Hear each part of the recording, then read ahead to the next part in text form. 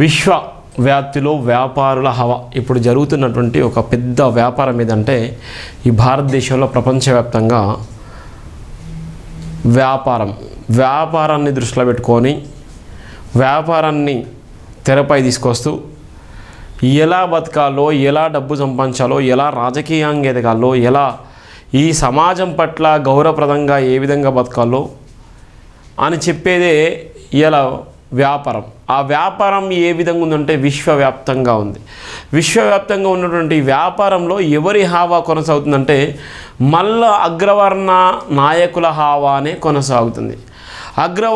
అగ్రవర్ణ కులాలకు సంబంధించిన ఆధిపత్యం వల్ల ఇలా ఈ వ్యవస్థలో కొనసాగేటువంటి పరిస్థితి ఉంది. ఇలా మనం చూసుకున్నట్టయితే హైదరాబాద్ చుట్టుపక్కల కానీ హైదరాబాద్ హ్యాబిట్స్ నుంచి మోలుకుంటే కోటి దాకా, కోటి నుంచి మోలుకుంటే ఉన్నటువంటి సికింద్రాబాద్ ఎక్కడైతే చూసుకున్నా ఏ రంగం చూసుకున్నా అగ్రవర్ణాలు అందరూ కూడా రాజస్థానీలు, గుజరాతులు, ఇలా ఉన్నటువంటి ఢిల్లీ సంబంధించినటువంటి వ్యక్తులు, బీహార్కి సంబంధించినటువంటి వ్యక్తులు, ఇలా మొత్తం టోటల్గా వివిధ రాష్ట్రాలకు సంబంధించిన వ్యక్తులు తెలంగాణను మొత్తం ఆక్రమించుకున్నటువంటి పరిస్థితి ఏర్పడ్డది. ఈ రోజు ఉన్నటువంటి నేపథ్యంలో ఆఖరికి వచ్చేసరికి ఇంట్లో పనిచేసేటువంటి వ్యక్తులు కూడా ఇలా వివిధ రాష్ట్రాలకు సంబంధించిన వ్యక్తులు వచ్చి ఇలా పనిచేసేటువంటి నేపథ్యం ఉంది. ఇలా తాపి మేస్త్రి కంచెలు మొదలుకుంటే ఇలా గడ్డపార దాకా ఇలా వాళ్ళు మాత్రమే ఇలా విశ్వ వ్యాపారం చేసేటువంటి నేపథ్యం ఉంది. అలానే ఉన్నటువంటి నేపథ్యంలో కార్పొరేట్ స్థాయిలో కూడా ఎవరున్నా అంటే మళ్ళీ వివిధ రాష్ట్రాలకు సంబంధించినటువంటి ఈ వ్యక్తులు, వివిధ హోదాలో ఉన్నటువంటి వ్యక్తులు, కులం బలంగా ఉన్నటువంటి వ్యక్తులు ఇలా తెలంగాణ రాష్ట్రం కాదు భారతదేశంలో ఎక్కడ పోయినా వాళ్ళు స్థిరపడేటువంటి నేపథ్యం ఉంది. ప్రపంచవ్యాప్తంగానే ఉంది, దేశవ్యాప్తంగానే ఉంది. మరి విశ్వవ్యాప్తంగా ఉన్నటువంటి వ్యాపారుల హవా ఏ విధంగా కొనసాగుతుందో మనం చూద్దాం. ఇక్కడ ఉన్నటువంటి విశ్వవ్యాప్తిలో వ్యాపారుల హవా ఇక్కడ ఉన్నటువంటి చూద్దాం. ఇక్కడ ఒక మాల్ తీసుకున్నాం. ఈ మాల్లో ఉన్నటువంటి నేపథ్యంలో ఇక్కడ ఉన్నటువంటి దీళ్ళందరూ కూడా చిన్న కారు, సన్నకారు, మన రైతుల గురించి చెప్తాం. చిన్నకారు, సన్నకారు రైతులని, చిన్నకారు, సన్నకారు వ్యక్తులు ఎవ్వరు కూడా ఉండేటువంటి పరిస్థితి లేదు. ఇది పెట్టుబడి పెట్టేటువంటి పరిస్థితి కూడా లేదు. కనీసము అక్కడ ఉన్నటువంటి ఈ స్థాయికి వెళ్ళేటువంటి పరిస్థితి కూడా లేదు. ఇక్కడ ఉన్నటువంటి బలమైన నాయకులు, బలమైన వ్యక్తులు, బలమైన కులం ఉన్నటువంటి వ్యక్తులు మాత్రమే ఇక్కడ ఉన్నటువంటి నేపథ్యం. వైద్య వ్యాపారంలో వేల కోట్లు ఆర్జిస్తున్నారు. వ్యాపారుల వ్యాసనలే వేల కోట్లు దోచిపెడుతున్నాయి. కరుకు నోట్ల మోజులో కాలాన్ని మర్చిపోతున్న వ్యాపారస్తులు, నెల కోట్ల రూపాయలు ఆర్జిస్తున్న వ్యాపారస్తులు, విద్యా సంస్థలను వ్యాపారంలో వాడుకుంటున్నారు. పన్నులు చెల్లించని వ్యాపార సంస్థలు తక్షణమే చర్యలు తీసుకోవాలి. తెలుగు రాష్ట్రాల్లో పెరిగిపోతున్న షాపింగ్ మాల్స్, సంపద లేకుంటే లోకంలో బతకాలంటే లోకమే బతకాల్సిందేనా? భూ కబ్జాదారులది భూములు దందా, వాటిని అమ్ముకుంటే కోట్ల దందా. రైతే అసలైన రారాజు, కష్టానికి మాత్రమే ఫలితాన్ని ఆశిస్తాడు. డాక్టర్ బరిగల శివ ప్రధానంగా రాసినట్టు. ఇక్కడ ఉన్నటువంటి నేపథ్యంలో వైద్య వ్యాపారంలో వేల కోట్లు ఆర్జించేటువంటి నాయకులు ఉన్నారు. వ్యాపారుల వ్యాసనాలే వేల కోట్ల రూపాయలు దోచిపెడుతున్నాయి. కరుకు నోట్ల మోజుల కాలాన్ని మర్చిపోతున్న వ్యాపారస్తులు, నెల కోట్ల రూపాయలు ఆర్జిస్తున్న వ్యాపారస్తులు, విద్యా సంస్థల వ్యాపారాలకు వాడుకుంటున్న నేపథ్యం ఉంది. పన్నులు చెల్లించని వ్యాపార సంస్థలే తక్షణమే చర్యలు తీసుకోవాలి. తెలుగు రాష్ట్రాల్లో పెరిగిపోతున్నటువంటి షాపింగ్ మాల్స్, సంపద లేకుంటే లోకంలో బతకాలంటే లోకవై బతకాల్సిందేనా? భూ కబ్జాదారులది భూములు దందా, వాటి అమ్ముకుంటే కోట్ల దందా.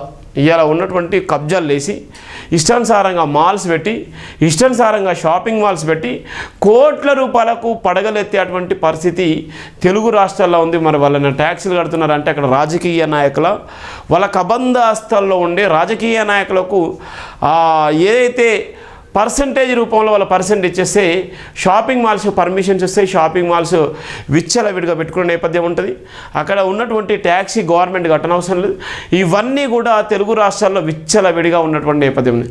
మరి ఇలా ఉన్నటువంటి షాపింగ్ మాల్స్ ట్యాక్సీ కట్టేటువంటి రూపాయలు ఎవరి ఖాతాలోకి వెళ్ళిపోతున్నాయి? ఆ ట్యాక్సీ ఎవరు పే చేస్తున్నారు? ట్యాక్సీ పే చేసిన నేపథ్యంలో ప్రభుత్వం నిజంగా పలాని కంపెనీ, పలాని షాపింగ్ మాల్ ఇంత ట్యాక్సీ కట్టింది అని చెప్పేటువంటి పరిస్థితి ఉందా? ఇవన్నీ హవాలా డబ్బులు, ఇవాళ ఇష్టానుసారంగా దోచిపెడుతున్నటువంటి హవాలా డబ్బులు మనం చూస్తున్నాం ప్రధానంగా ఉన్న నేపథ్యం. విశ్వవ్యాప్తిలో వ్యాపారాలు ఉరకలేస్తున్నాయని డాక్టర్ బరిగల శివ తీవ్రంగా పరిగణించారు. కుబేరుల వ్యాపార సంస్థలో కరుకునోట్ల కలకలాడుతుండగా పేదవాళ్ళ కంచెలు అన్నం మెతుకుల కోసం పాకులాటలు కొనసాగుతున్నాయన్నారు. లోకంలో బ్రతకాలంటే వ్యాపారాలు చేయాల్సిందే అంటూ లేని కోణంలో లోకువై బతకాల్సిన పరిస్థితులు ఏర్పడుతున్నాయన్నారు. కరుకునోట్ల మోజులో పడి వ్యాపారస్తులు కాలాన్ని మర్చిపోతున్నారు. బుక్కెడు బువ్వ దొరకక అలమటిస్తున్న పేదవాళ్ళు నవభారతదేశంలో లెక్కలేనంత మంది ఉన్నారన్నారు. వ్యాపారస్తుల జరిగే పండుగలకు ఇతర కార్యక్రమాలకు కోట్ల రూపాయల సొమ్మును వృధాగా ఖర్చు చేస్తున్నారు. ఆనందాల కోసం జలసల కోసం వ్యాపారులు సంపాదించుకున్న సొమ్మును ఖర్చు చేసి ఆనందపడుతున్నారు. పేదవాడికి బుక్కెడు బువ్వ పెట్టలేని వ్యాపారస్తులు వ్యక్తిగత ఆస్తుల అభివృద్ధిలో మాత్రం ఎక్కడ తగ్గడం లేదన్నారు. రోజువారీగా 10 మాత్రలు మింగే వ్యాపారస్తులు పైసా సంపాదన మోజును మాత్రం తగ్గించుకోవడం లేదన్నారు. వ్యాపారుల వ్యాసంలో పడి వందల వేల కోట్లు ఆర్జిస్తున్నారే తప్ప 10 మంది పేదవాళ్ళకు సాయం చేద్దామనే ఉదార స్వభావాన్ని కనపరచడం లేదన్నారు. సమాజంలో మనం బాగుంటే చాలు, మిగతా వాళ్ళు ఏమైపోయినా పర్వాలేదు అనుకునేటువంటి నేటి సమాజం ఎంత భయంకరంగా ఉందో మనం చూస్తున్నాం, ఎంత దారుణంగా ఉందో చూస్తున్నాం. ఒక పక్కన ఇలా ఉన్నటువంటి మానవత దృక్పథం కలిగినటువంటి వ్యవస్థలో ఎవ్వరు లేరు. కరోనా సమయం వస్తే అందరూ కూడా షాపింగ్ మాల్స్ గీల్స్ అన్నీ మూతపడ్డాయి. ఇవాళ మళ్ళా తెరుచుకున్నారు. అవన్నీ కూడా ఎవరైతే పేద బడుగు బలైన వర్గాలు ఉన్నారో వాళ్ళ మీద ఇవాళ ఉన్నటువంటి ప్రపంచంలో ఉన్నటువంటి ఏఐ రూపంలో చూపించి ఇవాళ వాళ్ళ మోజులో పడి ఇవాళ వాళ్ళు బట్టలు కొనుక్కునే షాపింగ్ మాల్ చేసుకునే విధంగా వాళ్ళ డబ్బులన్నీ సంపాదించి వాళ్ళ కట్టుకునే నేపథ్యంలో ఆఖరికి వచ్చేసరికి పేదోడు ఇంకా పేదోడుగా ఉండిపోతున్నాడు.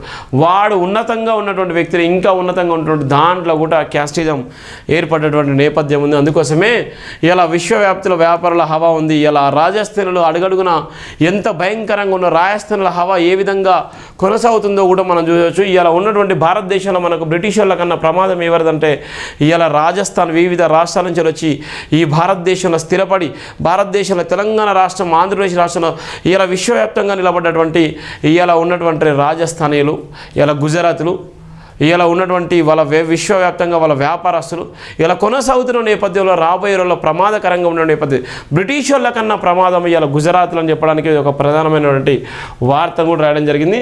190% కలరన్నారు. వ్యాపారంలో పై సంపన్న పోటీలుగా మారిపోయి ఒకరిని మించి మరొకరు వ్యాపార సంస్థలు పెంపొంచుకుంటున్నారు. దేశంలో ఒక ప్రముఖ వ్యాపారవేత్త కుమారుని వ్యయానికి సుమారు 5,000 కోట్ల రూపాయలు ఖర్చు చేయడం దేశ ప్రజలందరూ చూశారు. ఎటు చూసిన వ్యాపార రంగంలో సంబంధించిన వచ్చే సొమ్ము మరి ఎందులో దొరకని విషయాన్ని పసిగట్టిన అధికార విద్యావస్థలు కూడా రహస్య వ్యాపారాలతో రాటు తేలిపోతున్నారు. దేశంలో ఉన్నటువంటి 500 కోట్లు 5,000 కోట్లు 5,000 కోట్లు ఖర్చు పెట్టి ఒక పెళ్లి చేసినటువంటి కుబేరుడు అంబానీ కుమారుడు పెళ్లి 5,000 కోట్లు 5,000 కోట్లు అంటే ఎంత డబ్బో చూడండి. ఇవాళ మన రాష్ట్రానికి మన రాష్ట్రానికి అప్పు కట్టేటువంటి ట్యాక్సీ 5,000 కోట్లు. నెలకు వాళ్ళు ఏ అయితే కాళేశ్వరం ప్రాజెక్టులో 7.5 కోట్ల రూపాయలు 7 లక్షల కోట్ల రూపాయల అప్పు ఏ అయితే ప్రభుత్వం మీద పడ్డదో ఆ అప్పును కట్టించడానికి మిత్తి కట్టేటువంటి డబ్బు తెలంగాణ రాష్ట్రం 5 నుంచి 6,000 కోట్లు. ఆ 6,000 కోట్లు రాష్ట్రం మొత్తానికి కట్టేటువంటి సొమ్ము. అలానే ఒక అంబానీ కుమారుడి పెళ్లికి 5,000 నుంచి 6,000 కోట్ల రూపాయలు ఖర్చు పెట్టిళ్ళు. ఒక పెళ్లి ఖర్చే అంటే ఇలా ఉన్నటువంటి వ్యాపారం ఏ విధంగా లాభసాటిగా ఉందో, ఇలా వ్యాపార రంగంలో ఏ విధంగా ఇలా దూసుకుపోతున్నారో, వ్యాపార రంగంలో ఉన్నటువంటి వ్యక్తులకు ప్రభుత్వం ఏ విధంగా సపోర్ట్ చేస్తుందో చెప్పడానికి ఇది ఒక ప్రధానమైనటువంటి వార్త. గుజరాత్లు 5,000 కోట్లు. ఇలా ఉన్నటువంటి ఒక పక్కన విద్యా వ్యవస్థ బాగలేదు. ఇలా కార్పొరేట్ విద్యా వ్యవస్థ ఘోరంగా ఉంది. ఇలా ఉన్నటువంటి వైద్య వ్యవస్థ అలానే ఉంది. ఇలా ఉన్నటువంటి జిహెచ్ఎంసీ సంబంధించిన అధికారులు ఆ విధంగా ఉన్నారు. ఎక్కడేసినా గొంగడి అక్కడే ఉంది. ఇలా కార్పొరేట్ స్థాయిలో ఉన్నటువంటి అధికారులు ఇలా డబ్బులకు మరిగిపోయి ఇష్టానుసారంగా ఏసీబీ అధికారులకు ట్రాప్కు గురైపోతున్నారు. మరి ఇవాళ ఈ వ్యాపారస్తులు ఎవరికి మేలు చేసేయడానికి కోసం, ఎవరికి ఉద్యోగాలు ఇవ్వడం కోసం, ఎవరికి నిజంగా లాభం చేయడం కోసం, నిజంగా పేద బడుగు బలైన వర్గాలకైనా నిజంగా లాభం చేశారంటే అది కూడా లేదు. నిజంగా రతన్ టాటా లాగా నిజంగా అందరికీ అయినా ఇన్సూరెన్స్ కట్టో లేకపోతే అందరికైనా మేలు చేసి అయినా ఉద్యోగ అవసరాలు కల్పించినట్టు అది కూడా లేదు.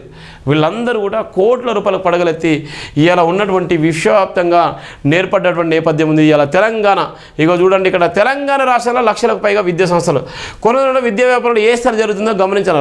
నగరంలో పెరుగుతున్న షాపింగ్ మాల్స్ కొత్త రకపు వ్యాపారాలకు పెట్టిందే పేరుగా నిలిచినారు. ఇలా ఉన్నటువంటి చిట్ ఫండ్లు, ఇలా వ్యాపారస్తులు ఇష్టానుసారంగా దౌర్జన్యం చేసేటువంటి నేపథ్యం ఉంది. ఇలా దౌర్జన్యం చేసి ఇలా మోసాలు వేసి ఇష్టానుసారంగా దండుకునే నేపథ్యం ఉంది. ఇలా ప్రభుత్వ ఆదాయానికి గండి కొట్టేటువంటి దౌర్భాగ్యమైన పరిస్థితులు అయితే మనం చూస్తున్నాం. ఇది విశ్వవ్యాప్తంగా జరిగేటువంటి వ్యాపార రంగం ఇలా ప్రధానమైనటువంటి నేపథ్యం.